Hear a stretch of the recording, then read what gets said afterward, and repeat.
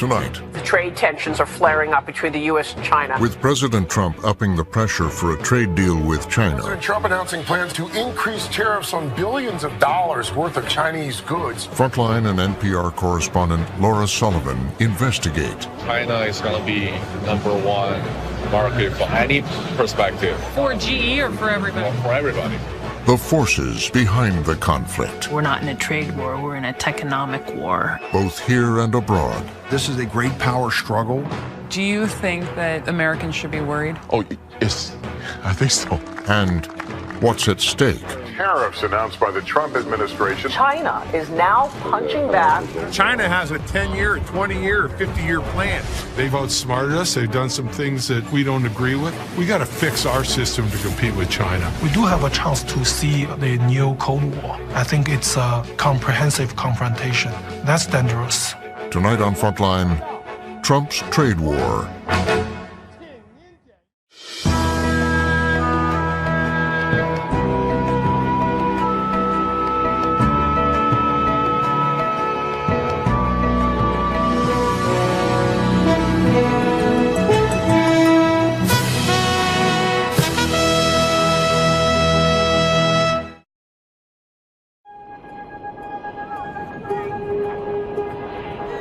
Air Force One landing at the Palm Beach International Airport. In April 2017, President Trump headed to Mar-a-Lago for the most important diplomatic meeting of his early presidency. The key to Mar-a-Lago is once Trump got there, as often he does, he finally focused on the schedule. A very large delegation of almost every relevant cabinet member. And said, hey, why are we having these big meetings? I want to spend as much one-on-one time as possible. First one president arrives, and then another. Within hours, President Xi of China was on the ground, bringing together the leaders of the world's two largest economies. One of the things that President Trump believes, he believes in this totally, is that personal relationships of great powers can make a difference. The president's face-to-face for the first time.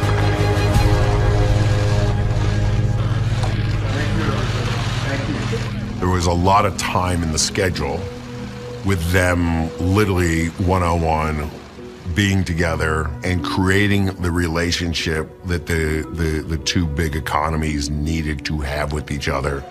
The leaders seemed to connect, and so did the families. We wanted to make you feel at home.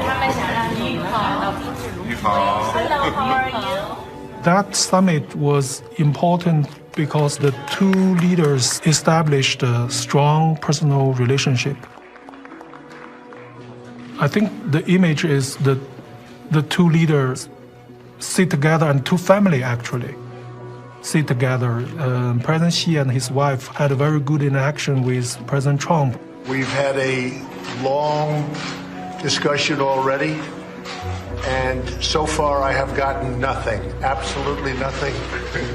But we have developed a friendship, I can see that. Thank you.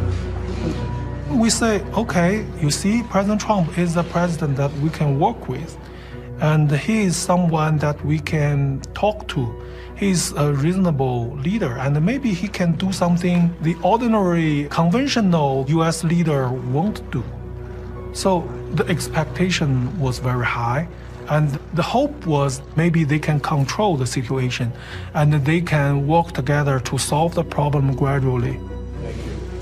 But long-standing problems between the countries were reaching a crisis. And despite the promising start and all the optimism, I believe lots of very potentially bad problems will be going away, so... within a year, Trump would turn on Xi, imposing billions of dollars in tariffs and leading the United States into a perilous confrontation.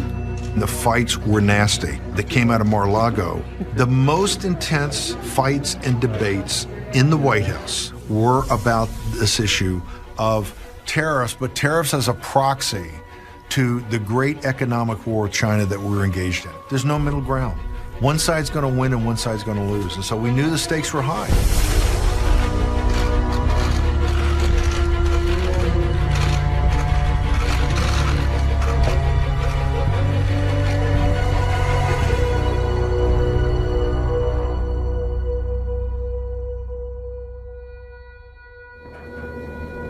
On the front line of the rapidly escalating trade war, American companies are bracing for battle. Last fall, I headed to southwestern Ohio. President Trump had fired the first shots in his trade war with tariffs on a wide array of imported Chinese goods, from electronics to furniture to steel. President Trump turns up the heat on China. I wanted to see firsthand how these tariffs were playing out on the ground. As things come to a boiling point between the two largest economies in the world, tariffs are now hitting too close to home. Trump claimed the tariffs would help American workers, boost U.S. businesses, and bring life back to places like this, which for decades have been hurt by automation and more recently, imports from China. President Trump says he's keeping a campaign promise to bring back steel industry jobs. On the streets of Middletown, the signs of economic struggle are everywhere. The tariffs on imported steel were particularly welcome news to struggling communities like Middletown, where I met up with some steel workers at a local coffee shop. Here, there used to be a mall down here. We had 3 city parks with 3 city pools. Now there's none. What did you think when you first heard that Trump was putting tariffs on steel? I felt it was about time. I've watched the farmers get their subsidies. I've watched the banks bail out, the automotive industry bail out, and I've just watched us wither on the vine for the last 30 years. Do you think it's going to help the town? Do you think it's going to help your hometowns? Yeah, absolutely. What are you expecting to see? Everybody always talks about jobs in America, and we hear that all the time. We want to see that reality happen. You know, you can't just depend on foreign countries for steel. Yeah. We've got to make it in the United States. We just want China to play by the rules. Right. That's it. We don't want to bail out. So you're saying it's not that you want your industry propped up. No, not at all. No. You want your industry a level playing field. You want a level playing field. But using tariffs to level the playing field has a flip side. They've brought unwelcome consequences for many other U.S. businesses. I saw that not far from Middletown. The state of Ohio could be the hardest hit by this looming trade war with America's biggest trading partner. At Industrial Tube and Steel, Damon Gaynor's in the business of buying and reselling steel. We buy from a bunch of steel mills. Our main bread and butter is distributing steel tubing. Trump's tariffs on imported steel, essentially a 25% tax, ended up raising the price of American steel too. And that sent Gaynor's costs skyrocketing. So how did you handle that? Did you guys eat that, or did the customers eat it? See, that's the hard part. We just have to pass it along to the customer. Our customer has to pass it along to their customer, and so on down the chain. Do you think that there'll be a point, though, where the end consumer will just say, I can't afford this? This is too expensive? Yeah, I think there's always that risk, and that's the thing with tariffs is, are you kind of artificially messing with the price of, you know, what the market dictates? And what people will be willing to pay. What people will be willing to pay. Yeah, absolutely. And I think that's the question with tariffs. Is it going to do good or is it going to do bad? Manufacturers like Shepherd Chemical were also hit hard by the tariffs, especially when China retaliated with tariffs of its own. So all these tanks around here produce various metal carboxylates. CEO Tom Shepherd sells products to China. And he also imports raw materials from China. Our sales to China have gone down, and our raw materials from China have increased in cost. How big of a problem is that for you? Several $1 million of profit lost in a year. Okay. Yeah, you're getting it from all sides then. Yeah, that's right. If what we're trying to do is protect the American economy, this is a bad way to do it. But despite the uneven consequences, President Trump was all in on the tariff strategy. It's a strategy he's been talking about for years, as far back as the late 1980s, when he first tested the possibility of becoming president. Our guest, the famed developer Donald Trump of New York. Back then, Trump's target was Japan and its trade practices. The fact is that you don't have free trade.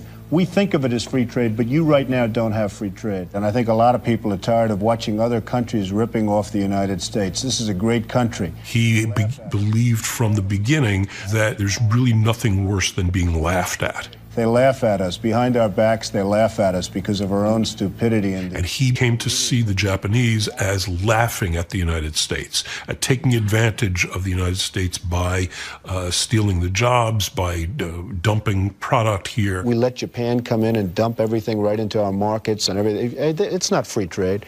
If you ever go to Japan right now and try to sell something, forget about it, Oprah. Just forget about it. It's almost impossible. After Japan's economy cratered, Trump shifted his ire to a rising economic power, China. They are ripping us like we've never been ripped before. If you look at Japan, if you look at China, where we lose $100 billion a year with China. He's been saying the same thing for 30 years.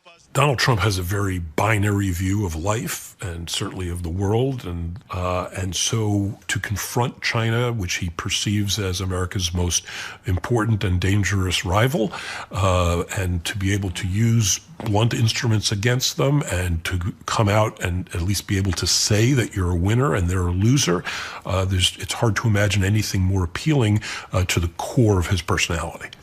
Please welcome the next president of the United States, Mr. Donald J. Trump. By 2016, Trump's message had finally found an audience, and his focus on trade and China had found its moment. First time I ever met Trump, I was, coming out of Goldman Sachs and being somebody that had been in finance for a number of years, I was set to be unimpressed. I was actually very impressed. Now, he didn't know a lot of details. He knew almost no policy. But what I found most extraordinary was when we got to the section on China, which I kind of threw out there, of a 2-hour meeting, almost 30 minutes or more was all about China. We have a $500 billion deficit, trade deficit with China. And you got to remember, a lot of this, he was just reciting everything he'd heard from Lou Dobbs. We're talking about a trade deficit of $315 billion last year with the Chinese. He's been a guy that's watched Lou Dobbs for 30 or 40 years, and the only thing he had formed as a worldview was China. Because we can't continue to allow China to rape our country, and that's what they're doing. It's the greatest theft in the history of the world. He talked in this kind of vernacular that kind of hit people in the gut, and particularly when we talked about trade and job shipping overseas. What was his message to these people on trade? China's to blame? The message is very simple, is that the elite ship the jobs overseas, and I'm going to bring it back. Thank you, Indiana. That message helped propel Trump to the presidency. And once there, he assembled his team of advisors on trade. To oversee economic policy, he brought in the former president of Goldman Sachs, Gary Cohn. The job I had in the White House was to convene everyone who basically had an opinion on an economic topic and try and come up with a recommendation or two, or present to the president completely diametrically opposed opinions and allow the president to make a decision. In the Roosevelt Room, we would have a trade meeting every Tuesday, and then we would take some version of that into the Oval in a smaller group. If you take all the other nastiness on the things like the Paris Accord and TPP, all this other stuff, roll it up and put it to the factor of 10. They don't compare to these weekly nasty trade meetings. From the start, the weekly trade meetings surfaced deep divisions among Trump's advisors over how to deal with rising economic tensions with China. The two camps came to be known as the globalists and the nationalists. On the one side, the globalists included former Wall Street executives like Gary Cohn and Steve Mnuchin. On the other side, the nationalists included Bannon, along with Robert Lighthizer, and Peter Navarro, a hawkish economist whose film Death by China caught Trump's attention. Problems facing America, its increasingly destructive trade relationship with a rapidly rising China. The two camps disagreed sharply over whether aggressive measures like tariffs would help or hurt the American economy. We had a mindset that to be a great power, it wasn't just your military, you had to be a great economic power. And a great power had to be built upon a great manufacturing base. To make America great again, you've got to bring manufacturing back to the country. Some of the people that are very pro-tariff right now make an argument that the United States has lost its manufacturing base and that this is actually real people's lives at stake. Well, the data would show manufacturing jobs have gone down in the United States. So I understand where they're saying there. The flip side is factory output, or what we produce in the United States, has actually gone up. There's this thing called technology that's happened in the United States. Factories have changed, but we have also created millions upon millions of jobs in new industries that didn't exist 20 years ago. The split between globalists and nationalists was about more than just industrial policy. It reflected a fundamental difference over how best to confront China and what each saw as the endgame. The nationalists said this is a great hegemonic, great power struggle. It's definitely two systems that couldn't be more radically different, right? And one of these two are going to win. We need not just a trade deal. We need fundamental structural changes in their economy. Some of your former colleagues have sat exactly where you are and said, this is a winner-takes-all situation. Yeah, I understand that, and that's the nationalist versus the globalist. The globalist, okay. As a globalist, as a market practitioner, I think that we can have a globalized world that works well. The question is, can we both be complementary to each other? I think the answer is yes. These arguments would get quite personal. That we would get through the facts quickly because the two sides are just never going to agree what the facts are. Then it would get personal. From time to time, there were people that tried to use unfootnoted, undocumented facts. It's my job to get rid of the undocumented, unfootnoted facts and make sure that those don't enter the Oval Office. And a couple of times we had blow-ups. I mean, there was a blow-up in the Oval Office that Kelly had to, first couple of days General Kelly was there. We have to exit and go back into the Roosevelt room, and it's kind of a in your face with a couple of people. Where was Trump while these two parties are on different sides of it? He has a default position. Mm-hmm. His default position is, build the wall. His default position is engage China in the economic war, get tariffs. But he's going to let you fight it out. President Donald Trump arrived in China for his first official visit there. With the battle between the two camps playing out, Trump headed to Beijing in November 2017. It was a royal welcoming.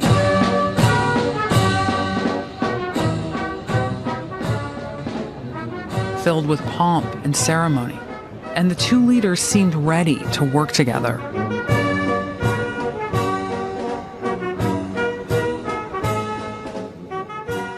Their negotiators agreed on a plan for China to buy billions of dollars in U.S. products like beef and natural gas. But behind the celebrations, Trump's nationalists had devised a different plan. We had a couple of tricks up our sleeves. Vara and I start to dust off the secret weapon we had to call a national security emergency, kind of what we're doing on the border right now. To use the national security emergency powers that are invested in the Defense Department to really start to go after steel, aluminum, maybe autos, but eventually technology. It's time to get it on. By March 2018, the president was ready to take action. Thank you very much, everyone. We have with us the biggest steel companies in the United States. They used to be a lot bigger, but they're going to be a lot bigger again. Executives from the steel and aluminum industries were hastily gathered in Washington. They were all called to the White House, had the meeting, and at that time, the president announced what he was going to do. Next week, we'll be imposing tariffs on steel imports and tariffs on aluminum imports. What was the reaction? The reaction was surprise. It'll be 25% for steel. It'll be 10% for aluminum. This moment was a seminal moment in trade policy because it's the most aggressive use of this kind of trade law approach ever. This is done under the theory of national security. We need it. We need it even for defense, if you think. I mean, we need it for defense. We need great steel makers. Steel was important to our national security broadly. Military, critical infrastructure, and the economy as a whole. And that had never been done before. Thank you very much, everybody. Thank you. Thank you very much. The sweeping steel tariffs also surprised America's closest allies. It turns out those tariffs hurt U.S. allies more than China. That's because allies like Canada sell much more steel to the U.S. than China does. At the State Department, the top China specialist quickly started getting complaints. What were some of the United States allies saying? Well, certainly the allies were very much taken aback that they were the target of the steel tariffs. They don't understand the focus on tariffs. They don't understand the focus on deficits. They don't understand the rejection of the international trading norms and institutions. They don't understand the U.S.'s rejection of global free trade, since this is the system that we basically set up. Trump had upended decades of U.S. trade policy, determined to start a fight he felt was his. In several meetings, even in high-level meetings with the president, some foreign leaders, offered, they said, we want to help with China, we want to do this together with you. But he seemed to think that this was his fight alone and that he wanted to do it mano a mano. At that point, were you disappointed? Were you frustrated? If you adamantly believe that something doesn't make sense, you're personally disappointed. But ultimately, it's not your decision to make. Within a month, Cohn would leave the White House. The nationalists had won. President Trump turning tough trade talk into action. New tariffs announced by the Trump administration on $50 billion worth of Chinese exports. China is now punching back with an equal amount of tariffs on American exports. President Trump has just slapped tariffs on another $200 billion of Chinese exports, igniting the biggest trade war in economic history. This was the tariff fight that had first brought me to Ohio. It's what was dominating the headlines and the politics. But the view was much different, 7,000 miles away, in China.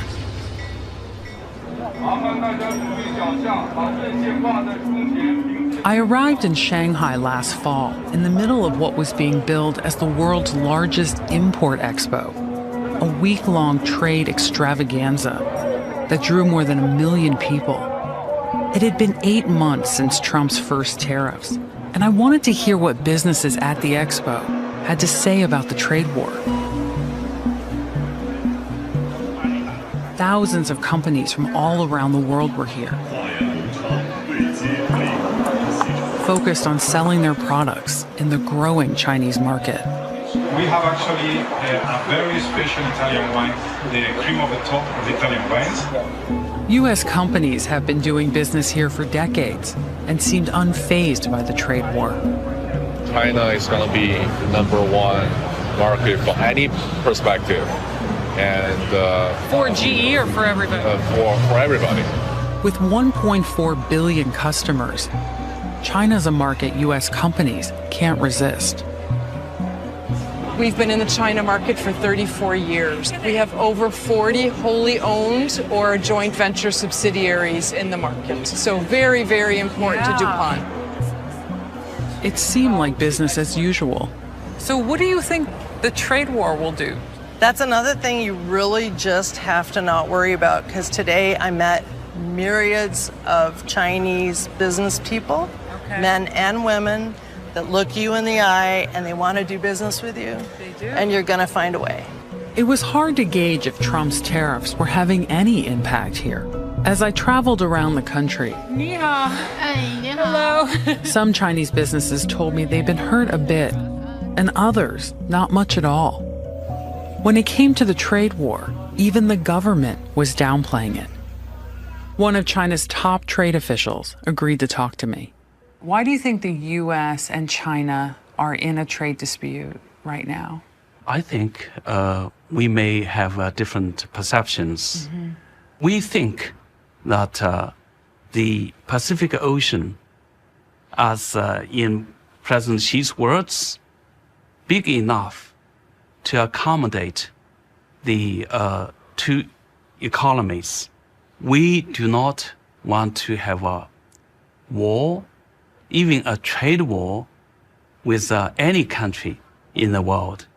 And we do not have the secret strategy to replace the United States as the global superpower. But U.S. companies have long complained about an economic strategy that China does use. They say it gives Chinese businesses an unfair advantage. The government plays a heavy hand in the market here through massive subsidies and support. Special economic zones, for example, have been created to spur industries the government believes are critical to China's success. I found one 6 hours south of Shanghai, in the industrial port city of Guangzhou. This economic strategy is called the China model. The China model is a blend between national control and ownership of resources and economic activities dominated by private entrepreneurs. 90% of the new jobs are in the private sector. But all the land is still owned by the state. Control of energy resources controlled by the state. Control of the financial system, basically by the state. So you come up with this socialism with Chinese characteristics, or socialist market economy, which is what China calls itself. Here in Guangzhou, the government has prioritized high-tech development, providing support to companies like WM Motor to build electric cars. In 16 months, WM built a massive manufacturing facility that will be able to produce 200,000 electric cars a year. We focus on the intelligent smart car. And this is them? These are the cars? Yes, this is actually the very early stage cars. Freeman Shen is the CEO of WM Motor. The China market for auto sales is now the biggest in the world. It's also where American car companies make some of their biggest profits. But they're facing increasing competition from Chinese companies like WM. How does this represent sort of a changing China? Oh, interesting. You know, when a country upgrading the whole industrial base, the best example would be a vehicle, a car industry. Car industry. Yeah, car industry is the representative of the whole industry. You're saying like the cars are the bellwether of how a country is doing. Exactly. Why? Because it's assembly of all kind of technology. It's including software, mechanical, lighting. You got cybersecurity thing there. So you're saying that countries that can build a car... You got all kind of industry very strong before you can build a strong car in their country. And if you can build a car, it means you're moving up the technology chain. Exactly. You're coming up. The value chain, basically. The value chain. It's going up. Well, the Communist Party has long seen the automotive industry as a pillar industry, and so they've devoted huge amounts of resources and policies towards building up that industry. It's all about bringing China up into the top tier of global economies in terms of its manufacturing capabilities and technological capabilities. You're not going to get rich. You're not going to become a superpower if you're just making the low-end stuff. The state-sponsored China model is credited with transforming the country's economy. China's middle class is now bigger than the entire United States. And its economy is growing twice as fast. This success has become a major source of tension in the trade war. The question is American complaint about the way China handles its economy, or is about China's legitimacy to become a prosperous and powerful country? Our population is 4 times bigger than the US. We have 1.3 billion people, right? You have 300 million people. So China's economy should be 4 times higher than the US economy. Now we are only difficult for people in the United States to. Yeah, of course, I know this is difficult to accept, right? Today we are only 60% of the size of the U.S. I think we do have the right to be at least as powerful as the U.S. and even one day much powerful than the U.S. Do you think that Americans should be worried? Oh, yes, I think so. Yes, they should. You know, the Chinese government thinking we are become stronger and stronger. Yeah. And the U.S. still number 1, big brother, right? Big brother. I hope the big brother not trying to punch me on my face. And the big brother was thinking, you know, this little brother someday probably will do something to me. I think it is. I think that really depends on the intelligence of both countries' leader to make sure war is fine, but please don't fight.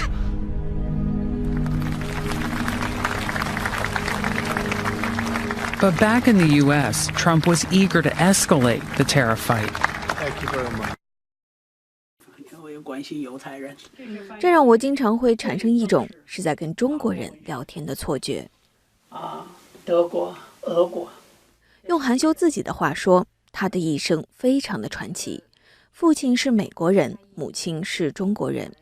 1946年，韩秀在纽约出生，1岁半时被托人送回大陆，从此跟着外婆长大，开始了他在中国的前30年。世界里的赵青格与老舍，根本就是我跟他的通信。他就把这些都放进去了。是。他们都说您是听着那个老舍先生故事长大的。没错，没错。舒先生喜欢我，因为他觉得我特别真。我听到一个故事，我觉得好听，我会笑起来；我要觉得好难过，我会大哭。所以我不会去掩饰自己的情感，所以他常常拿我做试验，就是他讲了以后给我听了以后，然后他就告诉别人说那个不要了，那个不要了。他小慧连笑都不笑，不好听。所以我们现在应该感谢您啊！看到老舍先生那么多好的作品，原来可能有很多都是出自您的选择。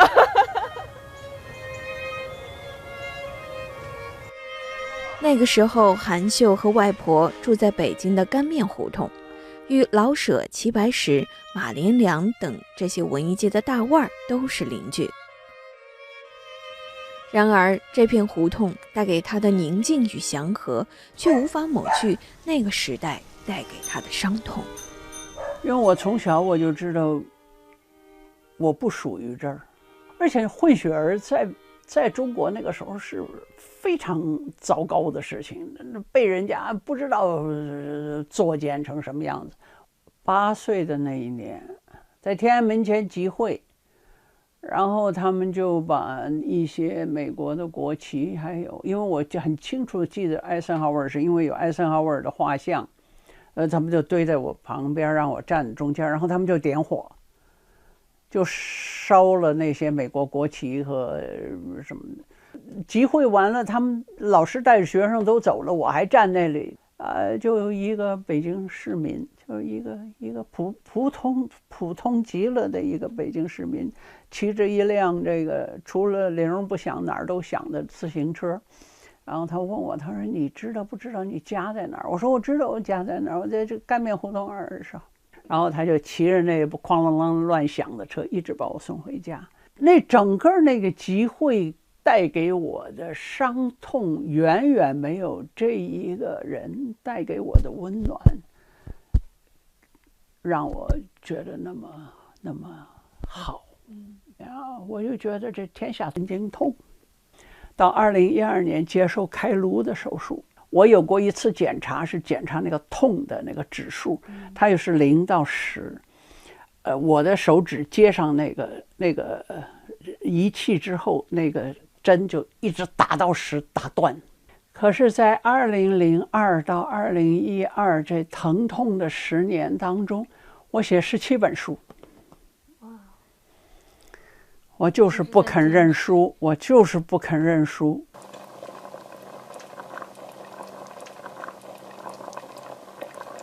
到这儿就可以了。哎，您有没有特别怀念一些老北京的小吃？那我大概最想炒肝肉。对，炒肝这里找不到吧？没有，这没辙了，这绝对没辙。你们那会儿在新疆都吃什么呀？兵团它是那汉人聚居的地方，那州离着挺老远才能有维吾尔老乡。然后这兵团又跟人家维吾尔老乡关系特坏，对不对？所以我是不管那个，我心里想，这个地方鸟都不下蛋的地方，对不对？你也想活着出去，你不得把自己身体稍微照顾得好一点，所以我常常去维吾尔人地方，我也学维吾尔文。所以您说当时那个新疆人和汉人的关系就很紧张，是吗？当然不好，你占了人家的地方，砍了人家的胡杨林，然后你截了人家的水源，你要人家怎么过，对不对？所以今天他们说这个那个，都是欺负人家，虐待人家。现在又把30万维吾尔人什么关起来，还不准人家穿人家的衣裳，不准人家念可兰经。你这兵团在那儿的时候，就拆了人家不少的清真寺。1977年对于韩秀来说是特别重要的一年，当时的中国急于与美国建立外交关系，这让韩秀觉得自己回家的机会来了。1977年的2月，正好是总统生日的那一天，我到了那条白线上，那个美联储门口的那个中国警卫才看见我。他说：“你是干什么的？”我说：“我是一个美国人，我的护照过期了，我来换护照。”他就笑了，他说：“你不是美国人。”我说：“为什么你这么说呢？”他说：“今天他们放假，你要是美国人的话，你一定知道今天他们放假不开门。”我就想，我说这个可真是，这不知道是上帝闭上眼睛了还是怎么样。我正在发呆的时候，一辆车子一直冲到这白线这儿，是我们的一位领事先生。1978年，在美联储的帮助下，韩秀终于回到了美国，回到了那个属于他的地方。哎 ，Jeff， 你看，你就知道这个时候到了，真好，我来洗碗。真好，真好，真好。很快，韩秀结识了外交官杰夫，两人于1982年结婚。从此，韩秀开启了他生命中的另一篇章。这是我们结婚82年，然后我们离开华府启程到台北。对，那个时候那也是很有意思的时候。然后高雄结束以后是希腊时期还有是罗马。哦，这个是有意思，是我的书1995年出英文版。1995年出英文版，2000年的时候他们办展览，所以这是我跟我的这是在台湾，在台北，对，在台北。有中国人的地方，我经过了大陆，也经过了台湾。我在台湾感受到的温暖，感受到的和平、安详，都是整个中国大陆没有的。我1990年出版第一本书，然后在高雄的3年里头，我有200场演讲，出版6本书。还有他们这个社会对文化对文学对一些精神层面的东西是非常爱惜的。台湾的年轻人可爱的不得了，所以我在台湾，所以我常常说，台湾是我的文化原乡。所以所以我也是坚持我的书在台湾出版。这也是为什么我在美国有什么样的力量干涉到台湾的自由，侵犯到台湾2300万老百姓的这个权益的时候，我都会站起来说话。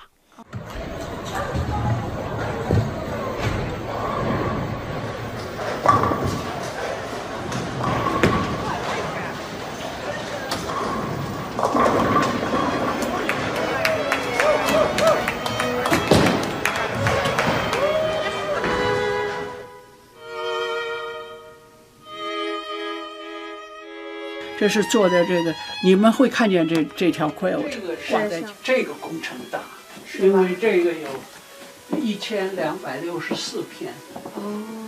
这个你看。那您自己有没有对比过您前30年在中国的这个经历和后40年在美国的这个经历？您觉得给您最大的感受不同地方在哪？我想就是说到自由，前30年。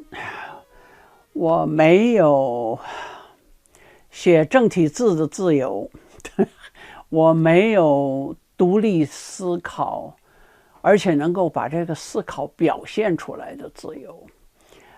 我没有不住在某一个被他们指定的地方的自由，我没有行动的自由，基本上是这样。这个不是只有我一个人，这是成千上万的人都有的一个共同的状况。我回到美国以后，所有的人都问我的问题是：你愿不愿意做这个？你喜不喜欢做那个？选择在哪里？选择在这里，选择在我自己。